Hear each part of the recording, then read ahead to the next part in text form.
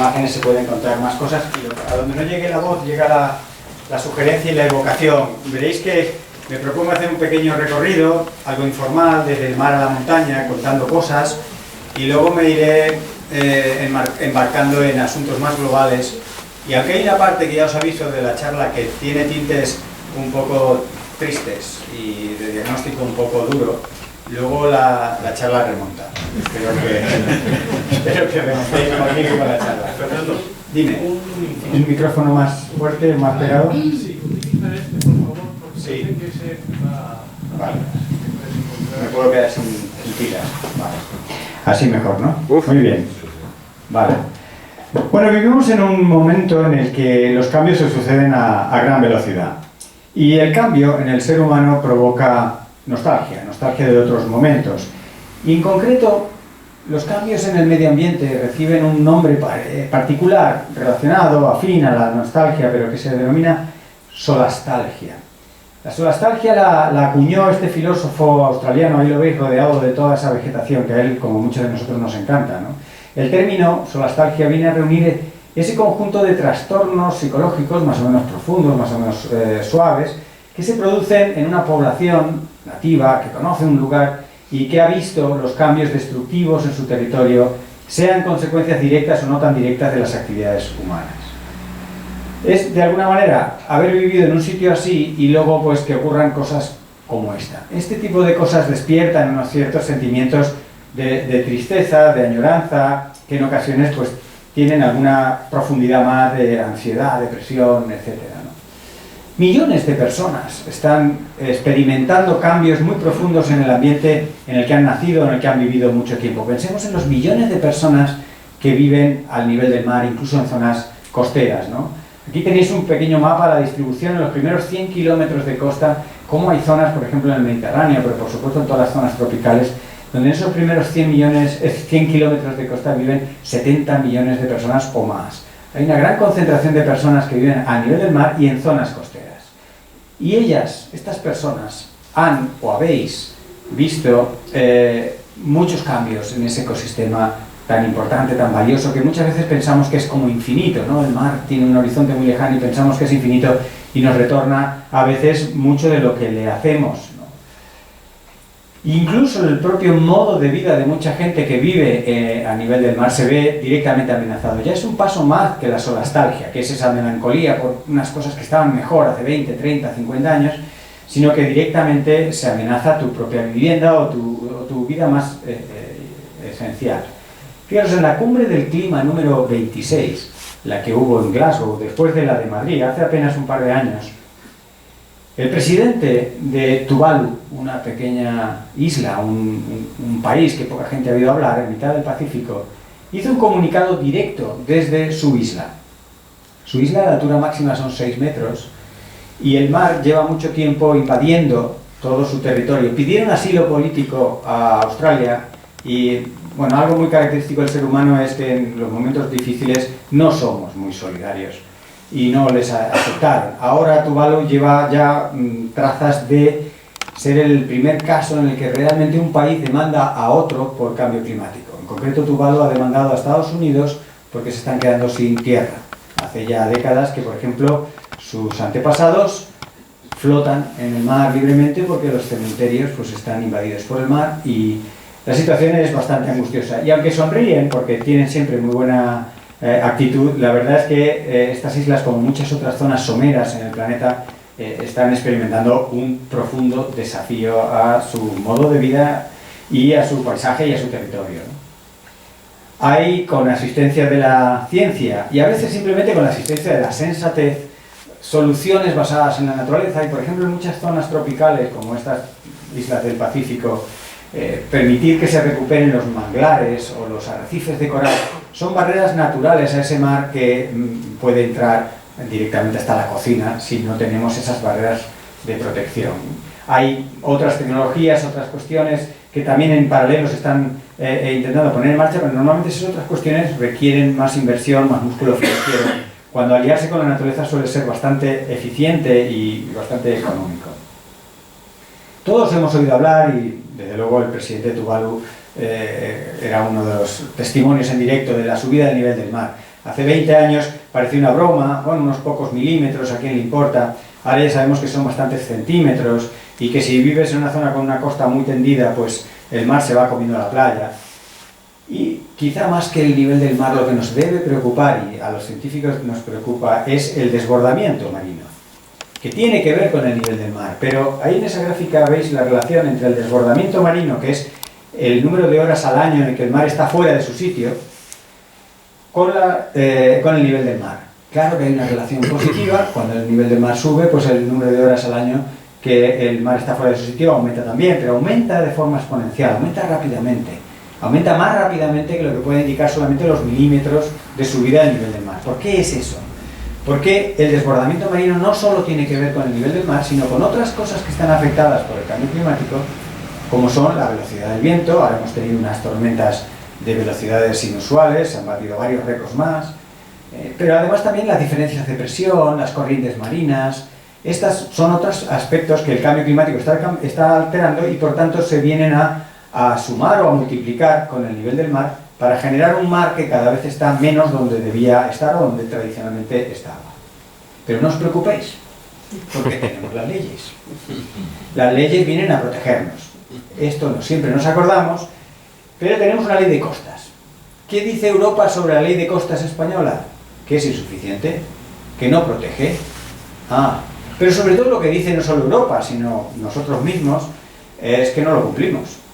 Hay una ley que dice que no se puede edificar, no se puede construir, hay unos 300 metros de tal, hay unas dunas, que también es otro sistema natural que nos protege de muchas cosas, y no hay nada más bonito que un paseo marítimo y que toda una urbanización y un complejo turístico construido sobre una duna. Bien, lo que ocurre es que pues, te encuentras que el mar entra pues, hasta la recepción del hotel.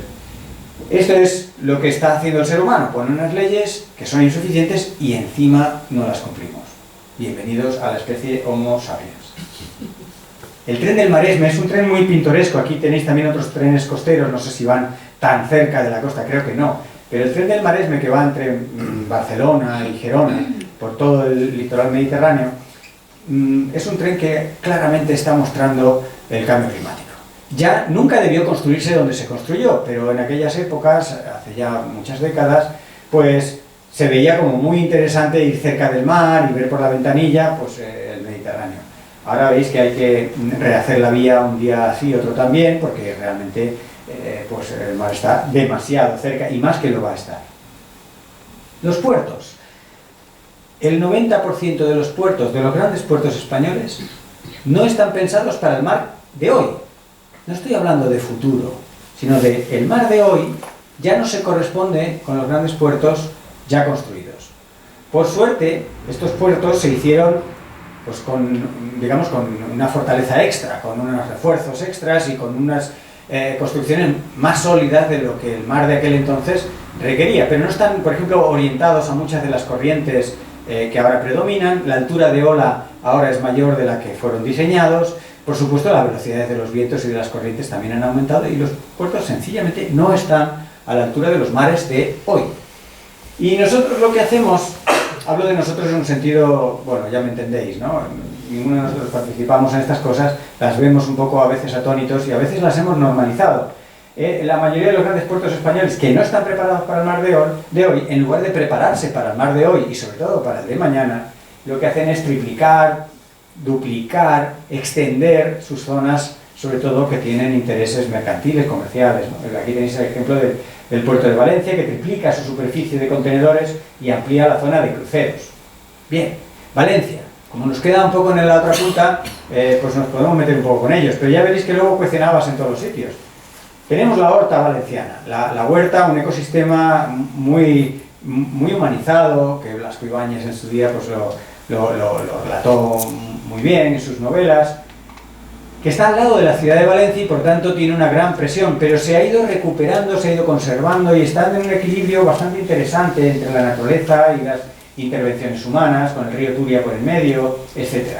Es un sitio esperanzador, bonito, interesante, que de hecho ya se declara en muchos contextos, tanto nacionales como internacionales, como una pieza clave para que grandes extensiones del territorio alcancen lo que se conoce como la neutralidad climática. Quiere decir que en unas décadas lo comido por lo servido. Los gases de efecto invernadero que emites se compensarían con los gases de efecto invernadero que absorbes, en este caso, un ecosistema como la horta. Hasta aquí fenomenal. Esta es la historia bonita, pero la historia bonita se encuentra puerta con puerta con esta historia no tan bonita para algunos de nosotros, o para muchos de nosotros, y de luego para la mayoría de los científicos, que es la proliferación de actividades económicas que no son muy sostenibles, ¿no? El puerto de Valencia, como decía, ya no solo duplica o triplica su superficie de contenedores, sino también el turismo de cruceros. El turismo de cruceros no es mucho peor que otros turismos, pero me va a servir para ilustrar un poco las locuras que hacemos nosotros. Los cruceros son, de hecho, una de las actividades más agresivas en relación al cambio climático. El tipo de combustible, por ejemplo, que usan es el de peor calidad. Porque siempre se ha pensado que, bueno, lo que echas al mar y lo que echas a la atmósfera en mar abierto, pues ¿a quién le importa? Bueno, pues al final nos acaba importando a todos. Los carburantes son de una calidad pésima y por eso en muchas ciudades ya empiezan a limitarse el número de cruceros, porque la ciudad de Palma de Mallorca, por ejemplo, limita solamente a 2 los cruceros al día, porque en los picos de contaminación, cuando llega un crucero, y eso que no llega hasta las dársenas más próximas a la ciudad, se queda a bastantes centenares de metros, pero aún así la contaminación que sube por un barco de estos, a los que hay que enchufar y dar, entre comillas, gratis, una gran cantidad de energía y hacerse cargo de todos sus excrementos, sus medicamentos no usados y un montón de cosas que bueno, se hacen en aras de un presunto negocio. ¿Sabéis cuánto dinero deja una persona de un crucero en promedio en su visita de 3-4 horas a la ciudad, pero de un barco que ha estado 20 o 30 horas anclado allí, chupando gasolina, electricidad y todo esto de los residuos? Pues se calcula que aproximadamente en promedio entre 8 y 10 euros. O sea, 8 y 10 euros es el gran negocio que deja una ciudad cada persona que visita en un crucero. ¿Y cuánto cuesta un crucero? Yo tampoco me voy a poner aquí a hacer una propaganda de una agencia de viajes u otra, pero todos sabemos que nos podríamos más o menos sufragar ahorrando un poquito un crucero, ¿no? Pero en realidad, sin el precio del crucero incorporáramos lo que se conocen como externalidades, ahora lo explicaré un poco más, nadie podría pagarse, o casi nadie podría pagarse un crucero. Los precios de un crucero, los precios reales, incorporando toda la porquería que generan, deshacerse de ello, limpiar toda la guarrería, la electricidad que se regala, un montón de servicios que se les dan, desde agua hasta, en fin, un catering, aparte del catering la paga el barco, pero la otra parte la pone gentilmente el municipio, en fin, hay una serie de gastos, pero que tiene mucho que ver con la contaminación y con la degradación del medio ambiente, más la construcción del puerto, más la alteración de las corrientes asociadas a esas extensiones, etcétera, que si las tuviéramos que repercutir, como digo, eso es lo que se llama externalidades. Yo no soy bueno haciendo negocios, pero si a mí monto un negocio y una buena parte de los costes me los paga alguien, vaya, lo tengo fácil ganar dinero. Si nosotros le pagamos a la empresa naviera una buena parte de sus costos, que son todas estas externalidades, se llaman externalidades porque son como externos. Ah, yo no, esto no lo repercuto. A mí lo que me está costando es el gasoil que quemo. Ya, ¿y si te repercutimos esas externalidades? Pues en eso no estamos muy acostumbrados. Así que sitios como Valencia, pero como muchos más, tanto en España como en nuestro entorno, en países desarrollados, pues es que nos encontramos ante unas decisiones bastante antagónicas. No se puede tenerlo todo y aquí tenemos la horta y el puerto, o los cruceros y el señor con bicicleta, que están a pocos kilómetros. Y las dos soluciones son bastante poco compatibles entre sí, y hacia donde vamos creo que queda bastante obvio qué es lo que es más sensato hacer. Bien, la justicia ha frenado la ampliación del puerto de Valencia. Bien, se suspende cautelarmente porque se ve que es un tremendo disparate, pero sobre todo ha estado empujado por una comisión ciudadana. Esto es una de las piezas que hoy os quería traer aquí, viendo además que es un ambiente un poco de una comunidad de gente que, bueno, se mueve, se organiza para hacer cosas, para salir un domingo de paseo, etcétera. Tenemos mucha más fuerza las personas de lo que muchas veces creemos. Y las comisiones, las asambleas, las agrupaciones ciudadanas pueden cambiar, pueden detener, pueden impulsar muchas cosas que a veces damos por perdidas antes de empezar esa batalla. Y esa comisión ciudadana es la que ha empujado y ha hecho que la justicia de momento le ponga freno. Pero la batalla no está ganada. A mí me duele que hablemos en términos de batallas y luchas, cuando en realidad somos Homo sapiens contra Homo sapiens. se trataría de encontrar soluciones armónicas a un desarrollo sostenible, integrado, racional, y como científico quizá, y me debéis perdonar, pues un poco apoyado en lo que dice la ciencia. Si la ciencia avisa estos del desbordamiento y esto del cambio climático va por aquí, pues habría que ir haciendo, si es que hay que hacer el puerto, pues de tal manera que tenga en cuenta estos escenarios bastante probables, ¿no? Y, en fin, que si se va a ganar dinero, que se gane de una manera más distribuida y más sostenible, y no que sean cosas puntuales, que dan un dinero pero que agotas la gallina de los huevos de oro. Pero como digo, en todos los lados cuecen habas. Hace unas semanas vine también a Bilbao a unas jornadas y me gusta correr por las mañanas, salgo muchas veces antes de las reuniones a trotar y aprovecho así para conocer los sitios y me propuse ir de Santurce a Bilbao por toda la orilla. Pues no se puede. No sé si lo habéis intentado, pero no se puede. Hay varios obstáculos específicos, concretos, que os puedo poner en el track que tengo en el guardado de aquel entonces, que lo comenté en redes y una periodista del Correo pues me llamó y me dijo, ¿me puedes pasar el track? Y entonces hicieron un vídeo con la reconstrucción y identificaron concretamente los sitios efectivamente donde yo tenía que andar para adelante, para atrás, buscando la salida, de pronto aquí no había salida, tenía que volver a la carretera, no sé cómo, para poder llegar a Santurce, que prácticamente ya cuando llegué se me quitó bastante la ilusión. Sabéis que hay un proyecto que es la Ría 2000, hace 23 años de eso. Y la ría, pues en algunas cosas es verdad que ha progresado, antes lo hablábamos con algunas personas antes de empezar, pero se ha quedado bastante empantanado, hay mucho margen para mejorar esa ría y poder volver a ir a Santurce por toda la orilla, ¿no? Aquí veis un poco el recorrido, algunos de los puntos más complicados que tuve que atravesar y todo esto, y yo no me he criado en Bilbao, pero lo he visto hace 30 años, he visto algunas mejoras. También uno pues, no puede dejar de evocar esa idea de poder ir por la orilla. De hecho, las orillas de mares y ríos son terrenos públicos donde teóricamente todos podríamos transitar o visitar y muchos de ellos pues no lo están. Y ahí es donde surgen esos sentimientos que decíamos antes de solastalgia, ¿no? De añoranza. Nos vamos ahora al otro lado, al extremo de las montañas, otro gran sensor de las actividades humanas, otro gran sistema que sufre y padece algunos de los desatinos del ser humano. Muchos de los desatinos que hacemos no los hacemos a propósito, no es que seamos malos de naturaleza, lo que somos a veces es bastante descuidados o ignorantes o no queremos medir o hacer mucho caso a los que miden las consecuencias de lo que planteamos. En las montañas, en todo el mundo, se verifica un proceso que se puede resumir como el ascensor a la extinción. Porque el calentamiento lo que va haciendo es que para tener la misma temperatura tienes que ir cada vez un poco más arriba en las montañas.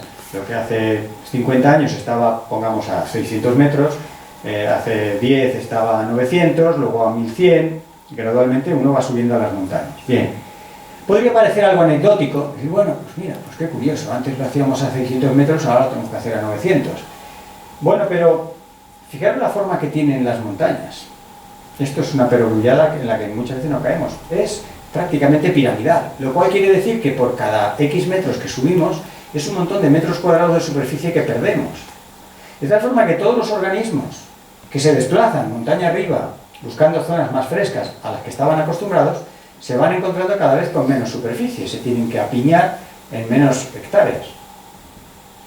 Por eso se le llama en inglés eso, el escalator effect, el efecto escalera, este efecto de que llega un momento en que tú vas subiendo, pero te vas quedando con menos espacio y llega un momento que si estás en la cima tampoco tienes más a dónde ir, ya no hay más dónde ir y lo único que te queda es extinguirte. Y esto le pasa a muchos organismos, plantas, animales, por ejemplo las mariposas están muy estudiadas, en parte también por ayuda ciudadana, porque son animales muy característicos y muchos aficionados aprenden a distinguirlas y hacen sistemáticamente observaciones que complementan las observaciones de los científicos y grandísimas bases de datos en todas las montañas del mundo, cómo han ido subiendo. Por ejemplo, en el Guadarrama, cerca de Madrid, pues las mariposas en los últimos 30 años han subido en promedio unos 200 metros. Para ir a ver a las mismas mariposas tienes que irte 200 metros más arriba, pero lo que os decía, ahora se calcula que tienen un tercio menos de superficie, por lo cual algunas especies más escasas son todavía mucho más escasas.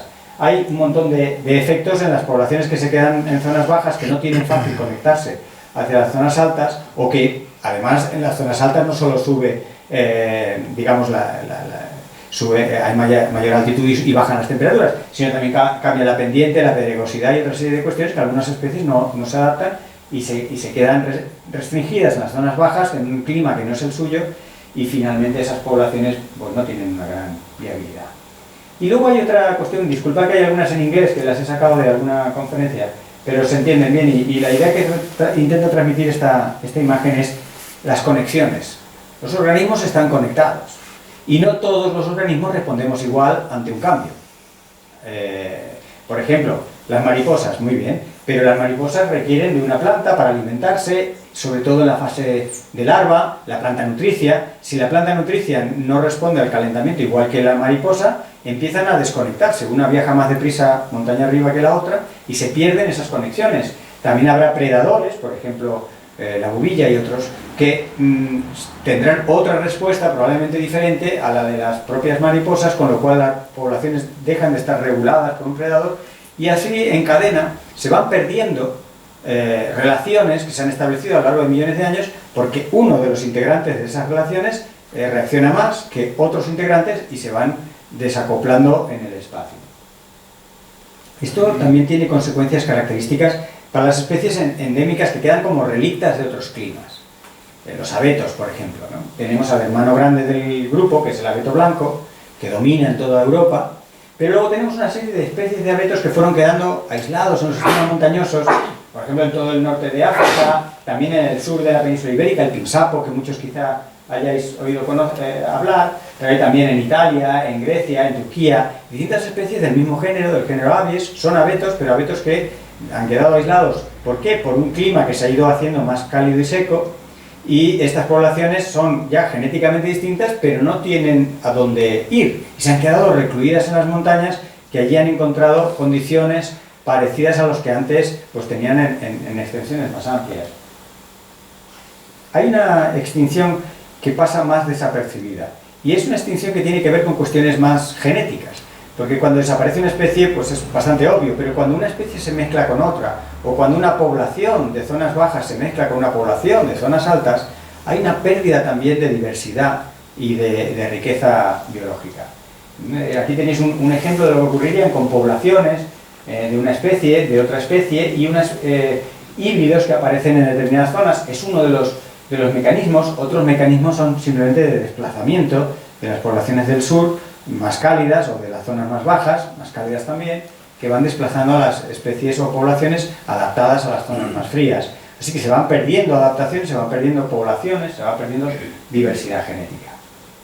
Y en las montañas vive bastante gente, más gente de la que a veces pensamos. Y no debemos dejar atrás no solo a las montañas, por todo el efecto que tiene en grandes ciclos del agua, del carbono, en grandes procesos que nos afectan incluso a las personas que podemos vivir lejos de las montañas, ¿no? Sino también a las propias personas que viven en las montañas. Y como veréis, uno de los mensajes que muchas veces quiero transmitir es: no solo hay que hacer estas cosas por obligación o por ética o por vergüenza torera, sino hay que hacerla porque si no las cosas no funcionan bien. Los ciclos naturales, algunos procesos incluso de la propia sociedad humana no funcionan si empiezan a aumentar las desigualdades entre unas regiones y otras, o entre unos sectores de actividad y otros, ¿no? Esto, por ejemplo, en la Agenda 2030, esa famosa de desarrollo sostenible, se trabaja mucho y se dan citas, ¿no?, sobre las personas que van viviendo cada vez en números crecientes en las montañas, y se habla, por ejemplo, que entre el 2000 y el 2017, en esos 17 años, se pasó de 243 a 350 los millones de personas que vivían en montañas con inseguridad alimentaria. Es decir, en condiciones en las que era muy precario poder conseguir alimento para llegar pues a fin de año, por así decirlo, ¿no? Y esto es algo que preocupa. Las montañas son, por un lado, un sistema de alerta temprana, porque las especies están finamente adaptadas a las condiciones y se van desplazando, te van indicando de que ahí hay cambios. Pero por otro lado albergan poblaciones humanas que también están viendo transformado su paisaje, pero también el funcionamiento de los propios ecosistemas, ¿no? Y ya que hablamos de gente que pasa hambre, vamos a hacer un paréntesis en algo particularmente endiablado, que es el sistema alimentario. Por supuesto que necesitamos comer. El haber llegado a hacer 8.000 millones de personas no se logra de cualquier manera. Durante el siglo XX se amplió muchísimo la producción de comida, gracias sobre todo a domesticar el ciclo del nitrógeno, los fertilizantes que permitieron un despegue de la agricultura industrial. Este despegue muy descontrolado de la producción de alimentos ha llevado a que actualmente producimos aproximadamente el doble de la comida que necesitamos. Esto ya de por sí es un dato escalofriante, porque ahora veréis las consecuencias. Pero en paralelo, hay mucha gente que se muere de hambre. Uno de los argumentos que, por ejemplo, nuestro ministro de Agricultura pone sobre la mesa a la hora de favorecer la producción agrícola es que hay que producir más porque la gente tiene que comer, porque hay hambre, porque hay que comer. No. La situación es exactamente la contraria. Hay gente que se muere de hambre y hay mucha gente que pasa hambre porque producimos demasiada comida. Si entendemos esto, hemos entendido muchas de las cosas que hacemos al revés en la humanidad actualmente. Producir comida es un negocio y después un servicio. En mi opinión, debería ser al revés. Aquí no se aplica la propiedad conmutativa. El orden de los factores, claro que altera el producto. Si primero damos el servicio, que es comer, y después hacemos negocio, que yo no estoy en contra de hacer negocio, habrá una regulación por dar el servicio. Pero aquí no hay regulación porque lo que prima es hacer negocio. Cuanta más comida, mejor. Claro, pero la gente de muchos lugares no puede pagar la comida que ellos mismos producen. Ni los africanos pueden pagar el kilo de pescado de sus lagos, ni los sudamericanos pueden pagar el maíz que se cría en sus laderas de sus montañas, y el resultado es que hay mucha gente muriendo de hambre porque producimos demasiada comida que no se hace ni pensando en la gente que la necesita, ni en el sitio donde se genera la comida. ¿A dónde va esa mitad de la comida que sobra? Esa mitad de comida que no haría falta hacer. Un 20% viene a que el norte global engorde, tenga problemas de sobrepeso y tenga diabetes. Esto es un 20%. Nos queda un 30%. El 30% directamente lo tiramos. Y no me refiero a lo que tiramos domésticamente en casa, al rebañar los platos, que no los apuramos, sino que se tira de forma organizada. La propia política agraria comunitaria tiene mecanismos instrumentados para salvar lo más sagrado que hay después de la madre. La madre es lo más sagrado. Lo siguiente más sagrado a la madre es el precio del mercado.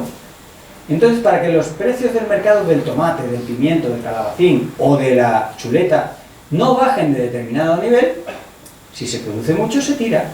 Y el resultado global es que tiramos un tercio de la comida. Ajá. O sea, producimos el doble. Engordamos con un 20% de excedente y un 30% lo tiramos. Vale, y hay gente que se muere de hambre. Muy bien, pero es que fijaros que ese tercio que tiramos nos sale carísimo, pero muy caro. El tercio de comida que tiramos ocupa aproximadamente un 12% de la superficie terrestre.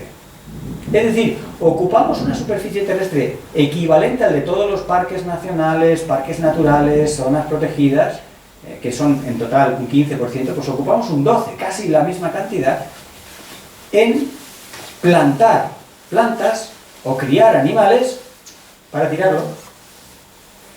Y no solo es que ocupamos el espacio, es que tenemos que usar mucho agua. En un mundo en que 1 de cada 3 personas no tiene agua suficiente, estamos empleando un 23% del agua disponible para regar plantas, para tirarlas. Vaya, no parece muy razonable, ¿no? Y si nos preocupa el cambio climático, un 8% de los gases de efecto invernadero se generan produciendo alimentos para tirarlos. Son cuestiones que se derivan de haber puesto a la comida como un gran negocio en lugar de una necesidad. Y fijaros, la cosa sigue porque en una conexión muy natural, muy fácil de entender, lo que es malo para el planeta suele ser malo para las personas y viceversa, lo que es malo para las personas suele ser malo para el planeta. Todos sabemos que comemos demasiada carne.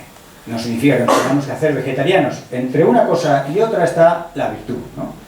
Bien, en esa gráfica que apenas alcanzáis a ver en colores verdes, se representan las personas que no mueren cuando se adopta una dieta alternativa a la dieta occidental. ¿Cuál es la dieta occidental? Pues la que más o menos comemos nosotros, que viene a tener un exceso de carne roja, sobre todo.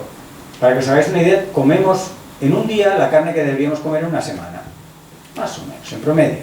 Entonces, por hacer eso, Y no por seguir una dieta mediterránea o una dieta más vegetariana o más basada en peces, por diabetes mueren entre un 20 y un 30% más de gente. Por cánceres entre un 9 y un 10% y por enfermedades coronarias entre un 18 y 22%. Son muertes que se hacen por comer una dieta en lugar de otra. Una dieta que tiene consecuencias. ¿Para qué? Pues para el cambio climático. La dieta, cuanta más proporción de proteínas de origen animal, pues mayor emisiones de gases de efecto invernadero tiene. Así que ahí tenemos una dieta que nos envenena a título individual y que envenena al planeta a través de los gases de efecto invernadero. Más, 1 millón de personas mueren cada año por comer carne roja en exceso. 1 millón de personas. Fijaros qué es lo que mueren por malaria, por accidente de tráfico, por suicidio, por sida. Esos son los órdenes de magnitud de cada uno de esos factores por separado. Pues muere ese mismo número de personas por comer carne roja en exceso. Lo mismo que no todo el mundo puede ser vegetariano estricto porque su metabolismo no lo permite, muchos de nosotros estamos comiendo carne por encima de lo que nuestro cuerpo puede físicamente hacerse cargo de forma saludable. Luego voy a dejar un poco por aquí el sistema sanitario, pero ya que estamos en un entorno, digamos, de montaña y de expediciones, quería contaros brevemente una expedición que hicimos el año pasado, que de vez en cuando unos compañeros de la universidad y yo pues nos gusta hacer una pequeña odisea deportiva y además constatar, entender y luego contar cómo está el medio ambiente en esos sitios. Esto es Perú, la región de Arequipa, una de las regiones más secas del planeta. Perú es el segundo país más afectado por el cambio climático del mundo. Y los peruanos y peruanas no son del todo conscientes de esa realidad porque están con una realidad muy cruda de supervivencia delante de sus caras, ¿no? Bien, pues nos propusimos ir desde el nivel del mar, en el Pacífico, en un sitio de la mitad del desierto costero donde no había nada, hasta un volcán a 6.000 metros, corriendo en 5 etapas, con una ayuda de aprovisionamiento porque no hay quien corra con todo el agua que necesitas para hacerlo, ¿no?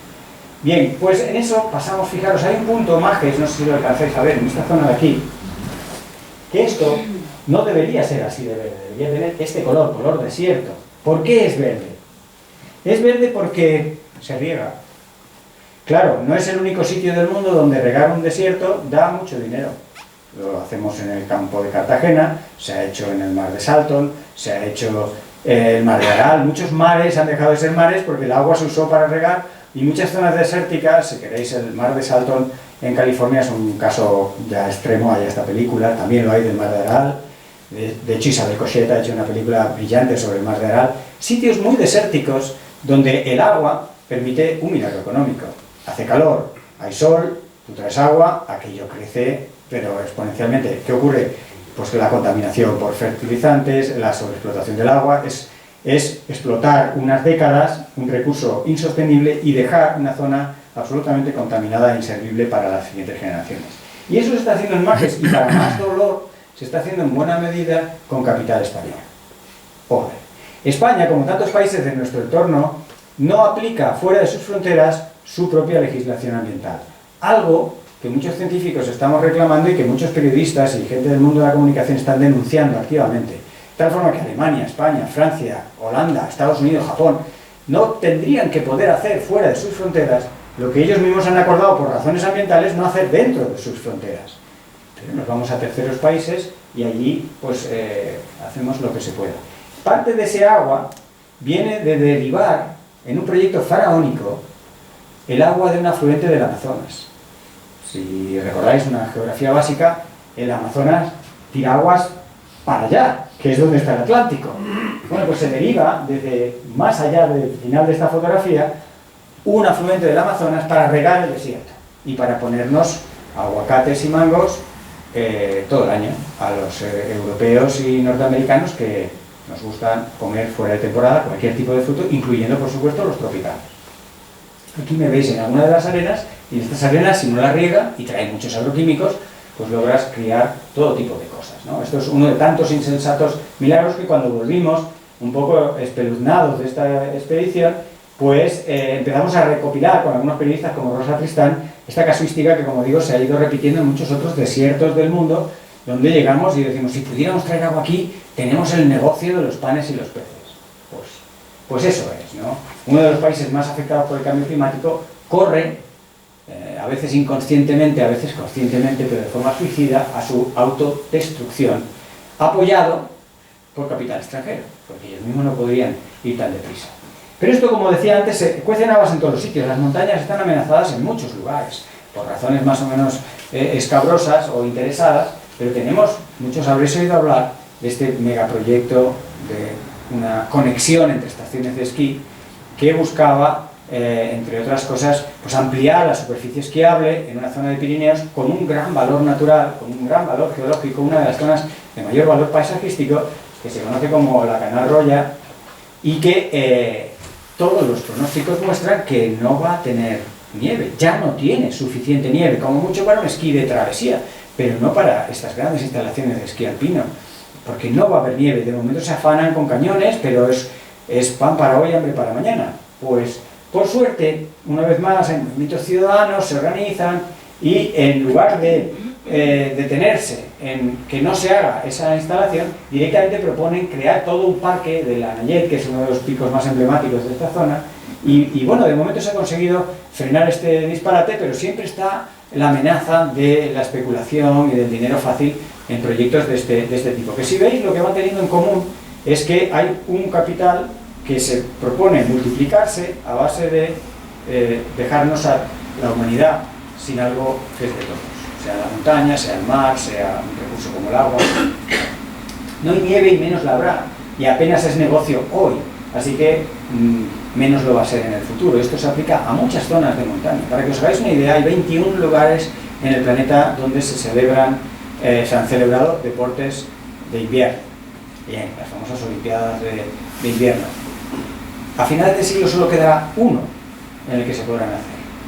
Los otros 20 no reunirán condiciones de nieve y de calidad de nieve suficientes para hacer deportes de invierno, de ese tipo, de élite, que tiene una exigencia, ¿no? Entonces, eso es hacia donde vamos. Y lejos de prepararte para eso, lo que haces es intentar hacer contra viento y marea unas estaciones que destruyen el patrimonio natural y otros usos alternativos del territorio. No parece muy sensato, ¿no? Lo más valioso sería no hacer ese negocio. Pero bueno, muy poca gente es consciente o sabe que nos asomamos al final de una civilización.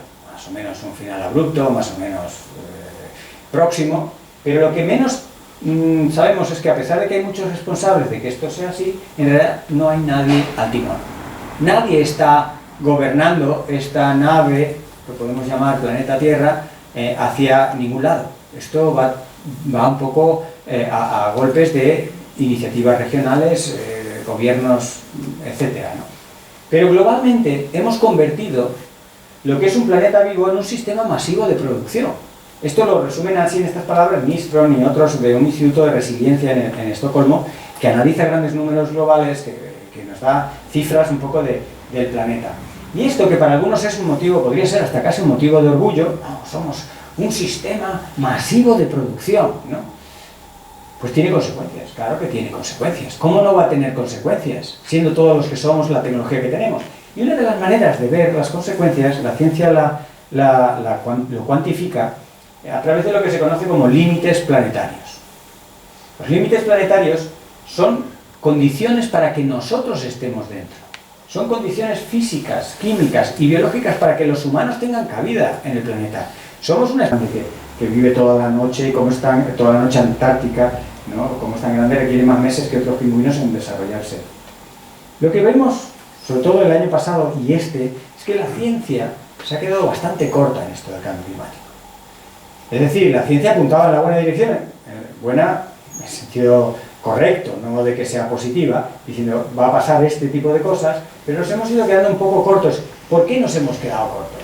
Bueno, una razón es muy obvia, y es que la ciencia es bastante prudente, y hasta que no está muy segura no lo dice, con lo cual cosas que pues parece que todavía no estamos seguros, no las decimos, pero luego un año o dos después se ve que sí, que estaba relacionado con el cambio climático, o que en los huracanes, por ejemplo, se estuvo bastantes años dudando de si se verían o no afectados por el cambio climático. Ahora ya está más que, digamos, demostrado, y la ciencia por esa prudencia va un poco por detrás, pero además se queda un poco rezagada porque hay más procesos que solo lo que pasa en la atmósfera. Hay, para entendernos de forma un poco metafórica lo que se conocen como los 9 gigantes dormidos. 9 gigantes que son 9 procesos climáticos a gran escala en el planeta que nos interesa que estén dormidos. Esto es como los gigantes de los cuentos, que no se despierte porque vamos a tener más problemas. Estos 9 gigantes que se están despertando por el propio calentamiento, a lo que llevarán es a más calentamiento. 2 de los gigantes son bosques, los grandes bosques boreales o el bosque amazónico. Otros tienen que ver con el hielo en Groenlandia, en el Ártico, en la Antártida. Otros tienen que ver con las superficies congeladas, el permafrost de las zonas árticas, grandes extensiones que cuando están congeladas secuestran, mantienen a buen recaudo gases de efecto invernadero como el CO2 o el metano. Al fundirse lo liberan, al liberarlo se calienta más, se aumenta la temperatura, se funde más, liberan más, y por eso el Ártico ya lleva un calentamiento de 3,4 grados cuando a nivel planetario andamos en 1,4, ¿no? Los arrecifes de coral, mucha gente dice, a mí qué me importan las antípodas, yo lo siento, yo estoy... Bueno, pues te preocupa el anchón, o te preocupa la sardina, mucho tiene que ver lo que le pasa al arrecife de coral, que aunque esté lejos, determina la productividad, la diversidad, el funcionamiento de los mares de todo el mundo. Y esa gran cadena de arrecifes coralíferos está entrando en una dinámica peligrosa. Al no funcionar bien, no secuestra, por ejemplo, el CO2 atmosférico, que es el carbono, es el componente fundamental para hacer carbonato cálcico y hacer arrecifes. Entonces no secuestra parte de ese carbono, con lo cual más calor, menos arrecifes, otro de esos ciclos. Y por supuesto nos preocupa la corriente del Atlántico Norte. Gracias a esa corriente del Atlántico Norte, en Irlanda se hace whisky, y en Escocia. Sitios donde si no se llevara el calor del Atlántico tropical o ecuatorial, pues estarían congelados o no daría para hacer cebada, trigo, criar patatas. Eso es clave para el funcionamiento de muchos países y eso se está viendo ralentizado por alteraciones grandes en la Tierra, procesos que tú dices, a mí qué me importa, bueno, a ti no te importará, pero te afecta. Mares más cálidos que ya interrumpen procesos. Fijaros, a nosotros cuando se nos ensucia el coche con la calima esta que viene del Sáhara, nos molesta, tal, lo lavamos, tal. Es fundamental que esa calima salga, que esas nubes de polvo rojizo salgan del Sáhara y fertilicen, por ejemplo, el Amazonas. Es un bosque que necesita de esa fertilización 1 o 2 veces al mes, que crucen fosfatos del Sáhara para que el bosque funcione bien. Y estamos viendo que con el calentamiento, 1/3 de esos eventos se realizará, 1/3 menos, se realizará en las próximas 3 décadas. Son procesos. Podríamos estar hablando de muchos aspectos del cambio climático. Casi lo más corto es a lo que no afecta, porque afecta a muchos aspectos de nuestra vida y de la dinámica de tanto las actividades humanas como de los procesos naturales, ¿no? Pero en realidad el origen del cambio climático es algo tan tremendo como lo que hablábamos del sistema alimentario. Es haber convertido algo imprescindible para la humanidad, como es la energía, en un negocio. Primero el negocio y después el servicio. Y en eso hemos reventado, sin haberlo pretendido, pues una dinámica del carbono en la atmósfera que está generando ese calentamiento que ahora tenemos grandes preocupaciones, ¿no? Y efectos que nos están preocupando. Bien, voy a entrar en un tono un poco diferente. Ahora me salgo de lo que es estrictamente clima y demás. Vamos a hablar de cómo nos organizamos. Una de las características del ser humano es la desigualdad. Las sociedades humanas han sido tradicionalmente muy desiguales. Entendemos que eso no debería ser así. Desde las religiones, la ética, pero también la ciencia indica los graves problemas que tiene una sociedad desigual.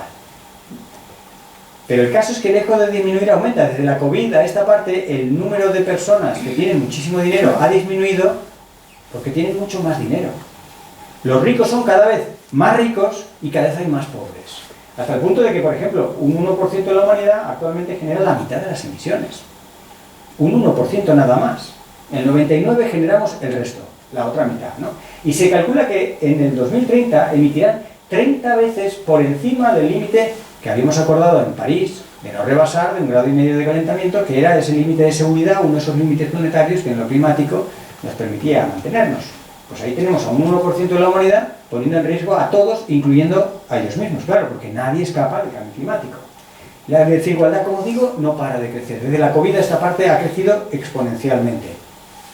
Y la desigualdad no es solo una cuestión ética, no es solo que nos hierva la sangre decir Qué injusto es que Pakistán, que no tiene nada que ver, o apenas ha influido en el cambio climático, haya tenido un año de fusiones anómalas de los glaciares por el calor del 2022 y ha tenido unas inundaciones devastadoras en su país.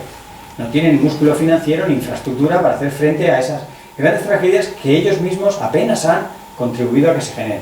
No solo esa parte, digamos, ética y de injusticia, sino es que se puede demostrar, y la ciencia pone datos sobre la mesa, de que la desigualdad es muy cara. Lo mismo que hablábamos de los cruceros y lo mismo que hablábamos de tirar comida. Hay cosas que salen muy caras, tremendamente caras. Se calcula, en promedio, que una sociedad moderadamente desigual, y por una sociedad moderadamente desigual es una sociedad a la que tú sales ahí a la calle y le preguntas a la persona: ¿usted qué opina de la desigualdad de España? Bueno, no me gusta, pero claro, comparada con la de Sierra Leona o la de Burkina Faso, pues ni tan mal. Vale, pues esa de ni tan mal, eso es lo que se entiende, para ponerlo ahora en palabras más o menos asequibles, una sociedad moderadamente desigual. Pues esa sociedad moderadamente desigual cuesta el doble de energía que una sociedad igualitaria. Si tenemos un problema energético, una de las cuestiones que podríamos empezar a atender con cierta urgencia es a disminuir las desigualdades. Nos salen carísimas, lo miremos en las unidades que queramos, económicas, sociales, éticas, de recursos naturales, pero también climáticas y energéticas. Así que el cambio climático ha sido un poco infraestimado por la ciencia y en general por la sociedad y los políticos y las empresas, porque el cambio climático no es solo clima. El cambio climático es democracia, es igualdad, y tú dices, oye, ¿qué tiene que ver? Ya están politizando estos, es que no saben hacer ni decir, si no hablan de política.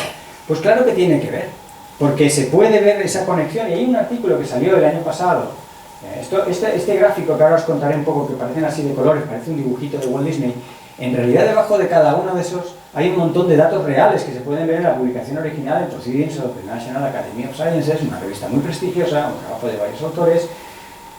¿Y cómo empieza este gráfico? Pues os van a sonar algunas de las cosas que os he contado. Calentamiento global, muy bien.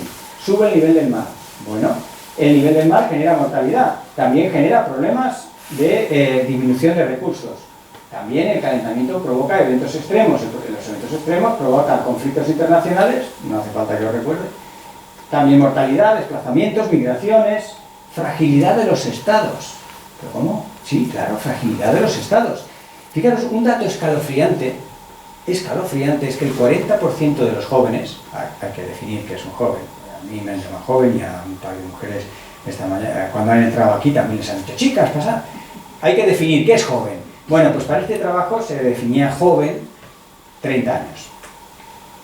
Menores de 30 años, el 40% en el mundo apoyan un gobierno basado en una dictadura militar.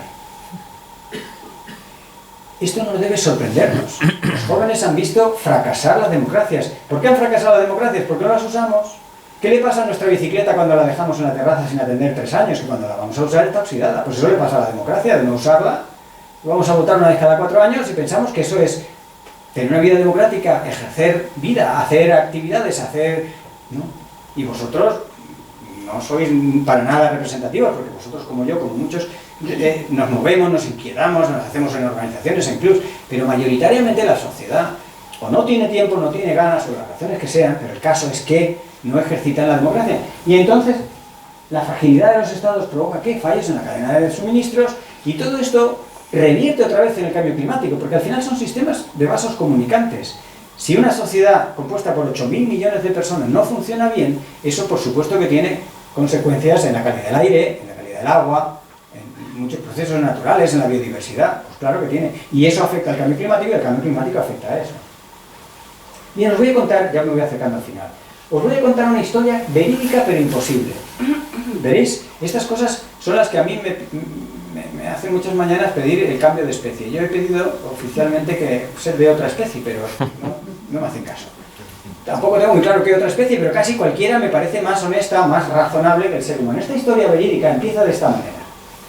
Los bancos centrales de todo el mundo están haciendo campañas muy intensas para frenar la inflación. Vale, si de esto nos lo cuentan todos los días. Bueno, tenemos economistas de primera categoría. Vamos a hablar, por ejemplo, del grupo Morgan Stanley Research. Son unos cracks en su ámbito. tienen todas las cuentas del mundo mundial y de economía saben un montón y echan los números hasta el quinto decimal. Ellos creen que el crecimiento del Producto Interior Bruto, recordar esto que todas las noches en el telediario nos dicen, uy, España crece por encima, por debajo, ay, el Producto Interior Bruto es como lo que decide si somos sanos o no.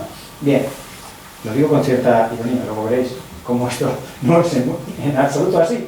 Pues ellos calculan que se va a ralentizar un poco el crecimiento del Producto Interior Bruto, que este año se quedará en un 2,9, que es algo inferior a la cifra del 3,5 del año pasado, pero algo superior al 2,2 con el que arrancó el año. Bueno, más o menos andamos en torno a un 3. Quedaros con un 3%, vale, bien. Estos datos, calculados con una precisión asombrosa por los mejores analistas del mercado y del mundo, revelan que llevamos rumbo al colapso. O sea, fijaros, crecer al 3% cada año. Supongamos que lo logramos. Si lo logramos, consumiríamos en las próximas 3 décadas toda la energía que ha consumido la humanidad desde la última glaciación. ¿Eso os parece posible? Ya no digo sostenible, ¿os parece posible? O sea, yo muchas de estas cosas las cuento a niños de 10 años que me entienden mejor que las personas mayores. ¿Por qué? Porque las personas mayores nos hacemos muchos líos. Nos metemos la tecnología por el medio, queremos creer en elefantes rosas, no lo sé, pero no es posible. Los señores Stanley y Morgan hacen unos cálculos buenísimos, correctísimos, sencillamente no son posibles. Pero bueno, los políticos trabajan en esos datos y construyen programas electorales a 4 años vista, a 5 años vista, en esos plazos. Los telediarios se basan en la información de esto y nos hacen sentir que si crecemos cerca de ese 3%, todo va bien. Pero ¿cómo vamos a crecer año tras año al 3%? Si el planeta tiene límites. Es que yo no sé cómo contarlo en palabras más sencillas. Bien, esta cuenta ya habla de insostenibilidad, pero es que no se suman esas externalidades. ¿Os acordáis cuando hablaba de los cruceros? Vamos a sumarle al grupo de Stanley Morgan Research, decirle, oye, y todas las implicaciones para la calidad del agua, para la calidad atmosférica, para la salud y el bienestar de las personas. Es que si repercutimos el gasto sanitario en los cruceros o en el crecimiento del Producto Interior Bruto, ostras, no solo es que no hay crecimiento, es que hay decrecimiento a las bravas. Pero claro, una parte de ese decrecimiento la pagan unos y el crecimiento lo miden otros y en el telediario te cuentan, pues qué bien va todo. Pero ¿cómo va a ir bien? Si es que no van los números. Yo no sé ya cómo decirlo. Pero bien, aquí es donde cambio de tono. Las cosas no van a volver a ser como antes, eso está claro. Ahí hemos cruzado líneas rojas. Pero es verdad que pueden ser mucho mejores. Fijaros, ¿quién pensó que la agricultura podría ayudar a crear suelos fértiles y productivos, a secuestrar carbono y almacenar biodiversidad? Pues bien, esto se llama agricultura regenerativa y ya está lista para que la apliquemos, no es un futuro. ¿Quién pensó que recuperar manglares nos protegería de tsunamis o que cuidar los árboles en las ciudades nos ayudaría a tolerar las olas de calor? Pues bien, Pakistán ha triplicado la superficie de manglares en 3 décadas y la alianza del frescor de las principales ciudades del mundo ha logrado bajar entre 2 y 3 grados las temperaturas en promedio de esas ciudades. ¿Quién pensó que aliándonos con la naturaleza, esa naturaleza que desde el Génesis nos han enseñado a pisotear y sobreexplotar, que aliándonos en lugar de sobreexplotándolas, evitaríamos el impacto de la sequía? Pues bien, la Ciudad del Cabo en el 2018, con una solución basada en la naturaleza, que si tenéis interés luego la comentamos, logró sortear una de las mayores sequías que amenazaba la estabilidad de la ciudad porque comprometía el agua doméstica. ¿Quién pensó que las principales economistas, fijaros, empiezan a aflorar mujeres en la economía?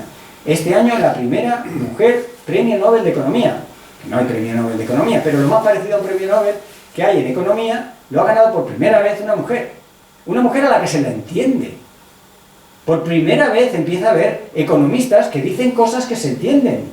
Después de 150 años de una economía extraterrestre, empieza a haber economistas terrestres que aceptan que es un planeta con límites. Mariana Mazzucato, por ejemplo, la de la fotografía, o Kate Raworth, que se irían abriendo paso ante un crecimiento que es evidentemente insostenible, ¿no? Kate Raworth es la madre de esa economía de la rosquilla, de la economía donut, y es una economista que ya está ensayando modelos de decrecimiento económico programados en ciudades como Barcelona, Ámsterdam, Zagreb, etc. donde se están experimentando piezas de un nuevo puzzle que sería una economía basada en una obvia limitación de recursos. ¿Quién pensó que las ciudades sin miedo, llamadas en inglés fearless cities, en las que o en las ciudades de 15 minutos, por ejemplo, ciudades humanas, en las ciudades sin contaminación, servirían de ejemplo para el sur global, se abriría un paso en Europa y en otros países de este norte global y permitirían una vida más humana en un plazo de apenas una década? ¿Quién pensó que más de 1000 niños de primaria se juntarían con todos sus profes en unas jornadas inspiradoras de cambio climático? Pues bien, esto ocurrió, esto fue este mismo verano, en junio de este año, en Alcorcón, y el manifiesto que resultó de todos estos chavales y chavalas rebosa sensatez, rebosa sabiduría y rebosa bastante optimismo. ¿Quién pensó que la India o China, los dos grandes culpables gigantescos, darían pasos de gigante para reducir su huella ambiental y climática? Pues bien, la India ha decidido parar de extraer carbón, al menos de momento, y China ha adelantado 7 años su plan de renovables. Aquí en Europa seguimos hablando de Fit for 55 y programas muy bonitos, todos en inglés, pero la verdad es que seguimos aumentando las emisiones. Voy a acabar con 3 buenas noticias. Os aviso que no son perfectas. Hay que quererlas un poquito, porque tienen su lectura agridulce. Pero he escarbado y me gusta compartir con los estudiantes y con gente como vosotras. Insisto, una tarde de viernes la dedican aquí, no merecéis que venga alguien a contaros lo mal que está todo. 3 buenas noticias. Veréis el mensaje y el cierto ironía, ¿no?, que encierra. 300 multimillonarios firman un manifiesto para que les suban los impuestos. Y no es la primera vez que lo hacen. En la era Trump también ya hubo algo parecido. Han sido amablemente impulsados por algunas ONGs. ¿Y pensáis que estos millonarios son buenísimas personas que se preocupan por nosotros?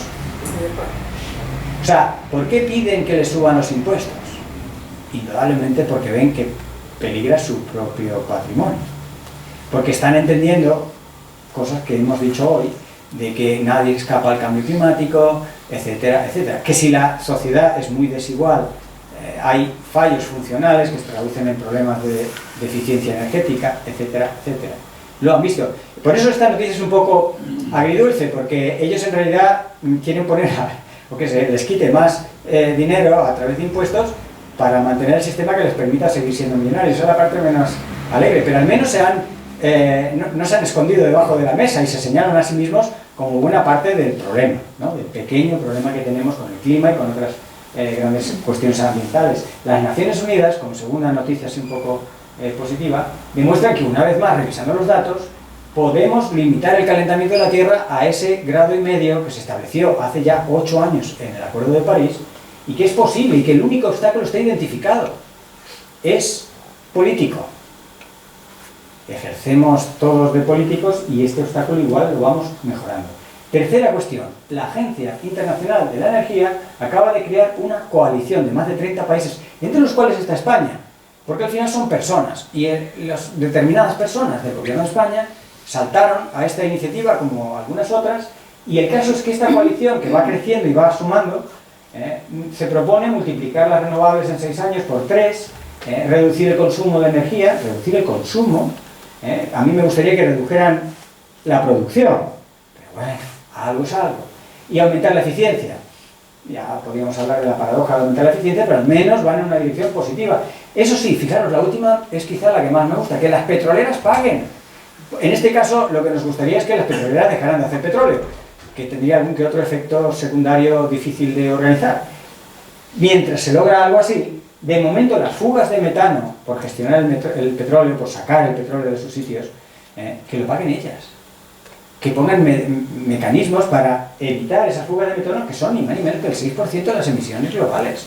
Es mucho gas de efecto invernadero el que se está generando por descuido. Y no lo vamos a pagar nosotros con nuestros impuestos, sino que esta agencia, esta coalición, propone que sean las propias petroleras que paguen por eso y que ganen un poquito menos de dinero. Son algunas buenas noticias. Vivimos en tiempos para la acción. Y la acción, está demostrado desde lo psicológico a lo sociológico, conlleva buen rollo. Conlleva motivación. Hacer cosas es siempre una manera de enfrentar con más ánimo y mejor salud, tanto física como mental, las situaciones adversas que hemos estado comentando. Vivimos tiempos complicados, que cada uno elija el palo en el que se sienta más cómodo haciendo cosas, sea el palo ambiental directamente o social, sanitario, económico, hay para todos los gustos. Hace falta mucha gente que empuje, que tenga ganas de cambiar cosas. Eso es ser activista. Un activista no es un terrorista, es una persona que toma acción para cambiar algo que le parece que hay que mejorar. Y de todo esto y mucho más, y con la idea esta de poner la civilización patas arriba, pues escribí este libro que me llevó 3 años, que se llama La Recivilización, que tiene ese punto un poco optimista, igual ingenuo, de que podemos aprovechar esta coyuntura tan tremenda en la que estamos violando los límites planetarios que necesitamos para estar vivos, para recivilizarnos, para volver a hacer una civilización humana. Sería la primera vez. Lo normal es que nos demos un batacazo y los que sobrevivan, pues que repongan lo que se pueda, pero tenemos la información, las posibilidades, las herramientas globales para abordar un problema global, para hacer una nueva civilización. Yo voy sugiriendo poner los derechos humanos por delante de la economía, por ejemplo, pequeños detalles así, que nos permitirían humanizar la manera en la que nos organizamos.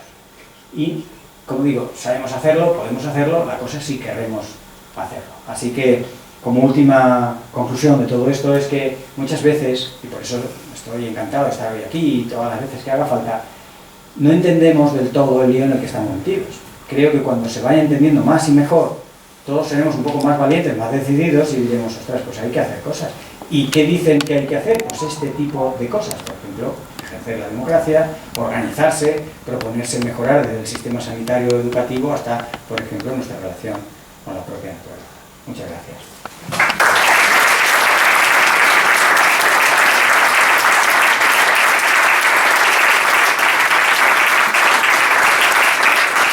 Pues, muchas gracias.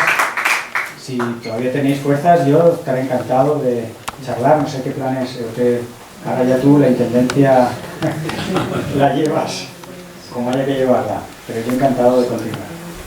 Sí, Fernando, muchas gracias. Para mí la exposición ha sido realmente muy interesante, muy amena. Gracias. Enhorabuena.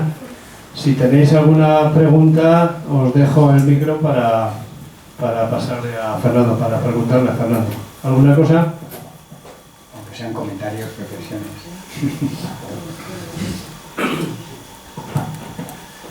Sin más, Sí. te veo pintado optimista. ¿Eres optimista? Medio trabajo. Cada vez cuesta más, igual que cada año cuesta más ser joven, seguir siendo joven, también cuesta mucho ser optimista en un mundo donde las malas noticias corren solas y donde se multiplican, ¿no? Pero justamente el optimismo es algo que no solo lo desarrollo a título individual, sino que intento desarrollarlo para que sirva a otros, porque lo que sí veo es que esto llamado ecoansiedad, que muchos a veces padecemos, o esa solastalgia que hablaba al principio, ese sentimiento de decir, ostras, esto es tremendo, puede llevar al bloqueo, a la ansiedad, a situaciones anímicamente nada favorables. Y necesitamos sacar nuestra mejor versión. Así que nuestra mejor versión vendrá de la mano de un cierto optimismo, no de un optimismo frívolo, superficial, pero sí de un cierto optimismo informado, con ejemplos de cosas que van funcionando, intentar que esos ejemplos no sean tan aislados y se puedan ir propagando. Creo que es una aventura que merece la pena ser vivida y que, con independencia de que lo logremos o no, el proceso en sí puede ser, y creo que es motivante. A mí, cuando me fallan un poco las fuerzas o el optimismo, pues me recuerdo un poco todas estas tipos de historias para volver a, de alguna manera, relanzarme. Me siento responsable a veces, pues cuando estoy con jóvenes en la universidad, con las nuevas generaciones, que buena parte de su vida es futuro. Y creo que tenemos que ser más sensibles con ellos, de no solo dejarles un planeta en buen estado, sino de ayudarles honradamente a no estropearlo más. Y en eso, cuando te vas viendo en grupos de trabajo y vas brujuleando entre políticos, empresarios, grupos financieros, el lado más oscuro que te vas viendo que de pronto hay personas, aquí y allá, no digo que haya un gran cuerpo de personas, pero hay personas que ven y que entienden y que quieren hacer. Y mi esperanza es que esas personas vayan apuntando en una dirección parecida, aunque no haya un jefe universal o una jefa universal que nos coordine todos para una nueva civilización. Sí que creo que el conocimiento, la preocupación bien dirigida, como se sabe que los españoles estamos muy preocupados por el cambio climático, pero muchas veces no canalizamos eso en acciones concretas. Pues si vamos logrando canalizarlas, podríamos sortear algunos de los principales riesgos que estamos corriendo.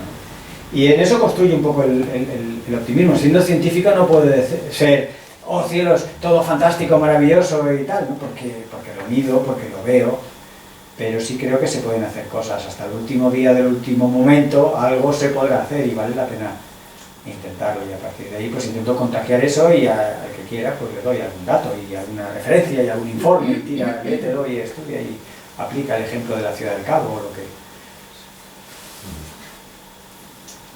¿Más cosas? ¿Más preguntas?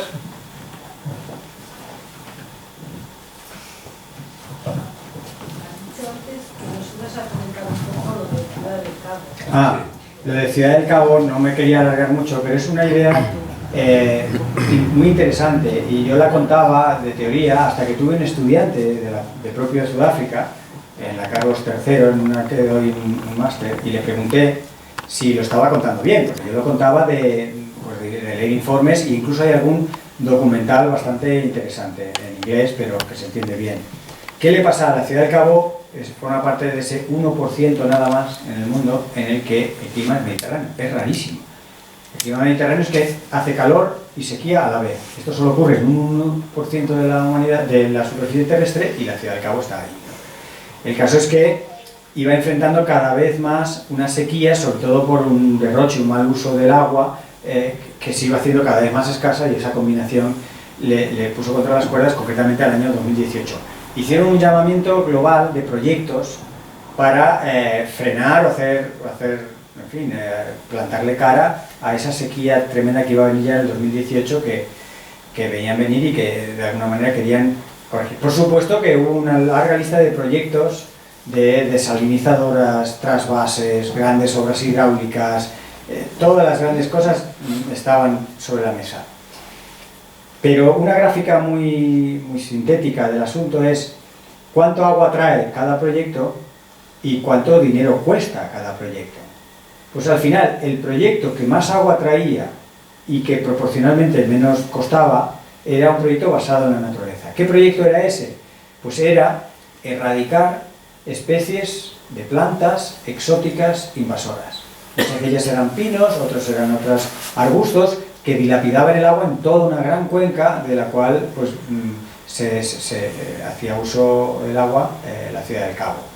Lo bonito de esta historia no es solo que nos aliamos o se aliaron con la naturaleza y sortearon y ahorraron mucho agua y tuvieron agua para no padecer tanto en el 2018, sino que la propia ciudadanía fue parte de la solución, porque indudablemente solamente el servicio forestal de la Ciudad del Cabo no daba abasto ante un desafío de esa escala, pero la ciudadanía, y esto es de las cosas que le preguntaba a este estudiante, ¿pero esto fue así o esto está edulcorado para el documental? No, fue así, o sea, realmente todos dijimos, pues ante lo que se nos viene encima, yo pues me enseñan a identificar estas tres plantas, yo me subo al risco este y las arranco y ya está, y el otro tal.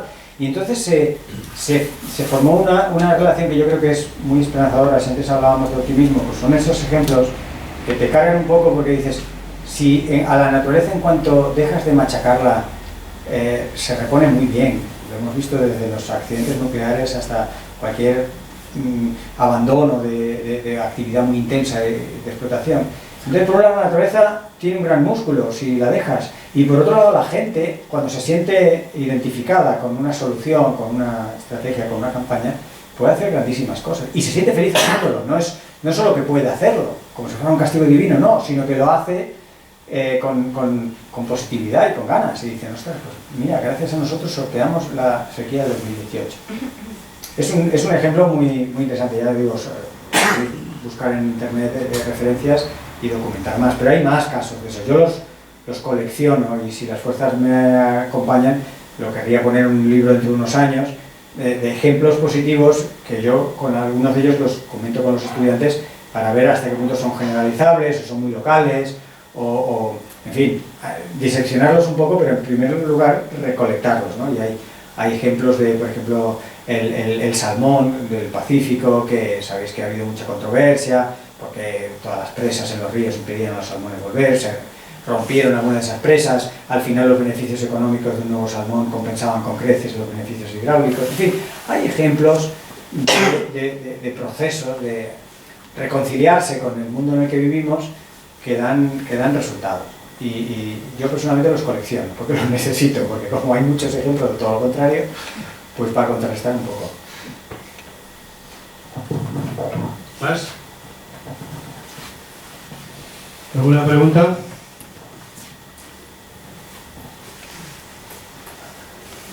Bueno, son las 9. Bueno, Entonces andamos... disculpas por la... No, estamos dentro de tiempo. Nosotros, Fernando, muchas gracias. En nombre de Tallu, de nuestro grupo de montaña, te queremos hacer un obsequio con producto kilómetro 00. Por favor, dos de la Junta que están allí atrás, Genaro, eta Rosa, pues eso, traer el detalle de esta tierra. Espero que te guste.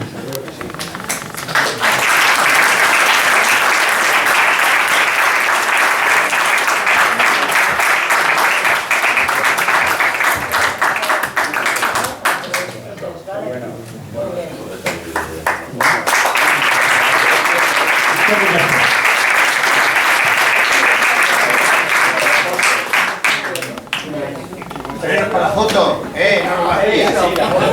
Para la foto, pero sin letras, aunque se ve las letras. Para el ordenador.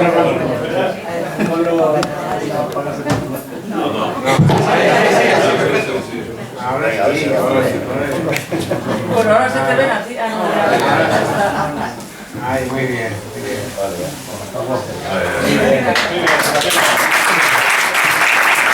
Gracias, Fernando.